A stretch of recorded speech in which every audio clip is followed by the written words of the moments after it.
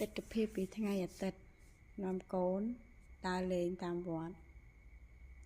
នេះទិដ្ឋភាពរបស់គួរតឹងចំណីថៃដែតឡើងធៀបធាថៃវាញ៉ាំឆ្អែតវាលែងញ៉ាំមានដើកងាប់មួយទៀតណាប្រហែលជាឆ្អែតជ្រុលក៏មិនដឹងនេះទិដ្ឋភាពវត្តភ័យថ្មីអត់មានចំណីទេបងប្អូនហើយ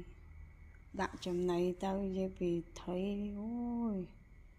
ឡើងមកស៊ីឡើងប្រងព្រាតសត្វត្រីដល់ប៉ុណ្ណាណៃខុសគ្នាវត្តពីរហ្នឹងវត្តមួយចំណីអណ្ដែតឡើងព្រាតញ៉ាំឆ្អែតវត្តមួយទៀតអត់មានចំណីទេត្រីឡើងមកស៊ីចំណីឡើងប្រងព្រាតសត្វត្រីធំណាលោកហើយទិដ្ឋភាពពីថ្ងៃអាទិត្យនាំកូនដើរលេងតាមវត្តនេះទិដ្ឋភាពរបស់គួរតឹងចំណីថៃដែតឡើងធៀបធាថៃវាញ៉ាំឆ្អែតវាលែងញ៉ាំមានដើកងាប់មួយទៀតណាប្រហែលជាឆ្អែតជ្រុលក៏មិនដឹងនេះទិដ្ឋភាពវត្តភ័យថ្មីអត់មានចំណីទេបងប្អូនហើយដាក់ចំណីទៅនិយាយពីថៃអូយ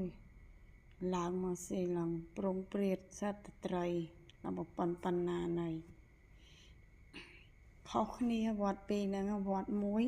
ចំណីអណ្ដែតឡើងព្រាតញ៉ាំឆ្អែត